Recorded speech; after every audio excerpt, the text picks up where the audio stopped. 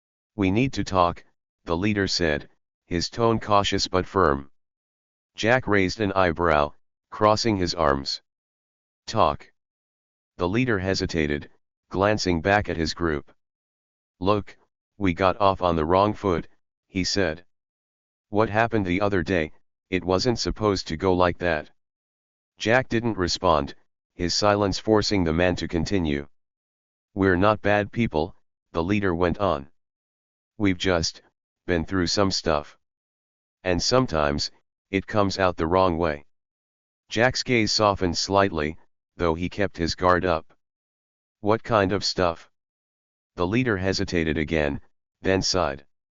Some of us served, all right. Not like you, nothing fancy. But we been there. Seen things. Lost people. Jack's expression shifted, a flicker of understanding crossing his face. He hadn't expected this. And now, he asked. What are you doing with that experience? The leader shrugged, looking away. Trying to survive. Trying to matter. Jack studied him for a long moment, then finally spoke. Surviving isn't enough, he said. Not if it comes at the expense of others. You want to matter? Start by fixing what you broke. The leader blinked, surprised by the response. But then he nodded slowly, turning to his crew. You heard him. Let's clean up. Under Jack's watchful eye, the bikers began repairing the damage they'd caused days earlier. It wasn't perfect, and it didn't erase what had happened, but it was a start. For the first time, the construction site felt less like a battleground and more like a place of rebuilding. As the sun dipped below the horizon, Jack stood by the road, watching the bikers ride off. This time, their departure carried a sense of resolution rather than retreat. Carl approached, shaking his head in disbelief. How do you do it? He asked. Jack shrugged, a faint smile tugging at his lips. Sometimes, people just need a second chance. Carl laughed. Well, remind me to never waste mine. Jack turned back to the site, his gaze steady. We've all got a story, Carl. It's what we do with it that matters. And with that, Jack picked up his tools and got back to work, ready for whatever came next. The bikers rode off into the distance, the growl of their engines fading into the horizon. For a moment, the construction site fell into a stillness that felt almost surreal. The crew members stood frozen, their tools in hand, their expressions a mix of awe and disbelief. Jack, however, remained calm and composed, as if nothing out of the ordinary had occurred. Carl broke the silence first, letting out a low whistle. Well, that was something, he said, his voice carrying a note of admiration. I didn't think they'd actually stick around to fix what they broke. Jack turned to him, his face unreadable. Sometimes people just need to be shown the line they shouldn't cross, he replied. It's not about scaring them, it's about making them realize there are consequences. Carl nodded slowly. Still, you handled that like a pro. If it were me, I'd have lost my temper 5 minutes in. Jack allowed himself a faint smirk. Losing your temper is a luxury you can't afford when you've been where I've been. The other workers began murmuring amongst themselves, recounting the events as if they were trying to make sense of what they'd just witnessed.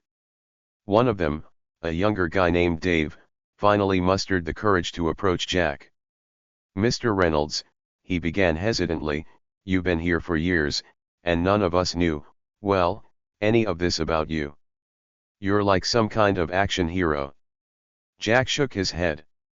I'm no hero, he said firmly. I'm just a man who learned how to stand his ground. Dave frowned, clearly not satisfied with the humble response. Yeah, but the way you handled those guys, it was like something out of a movie. You didn't even flinch. Jack's expression softened, and for a moment, his gaze seemed to drift to a distant memory. The thing about conflict, he said slowly, is that it's not about showing strength. It's about controlling it. Knowing when to use it and when not to.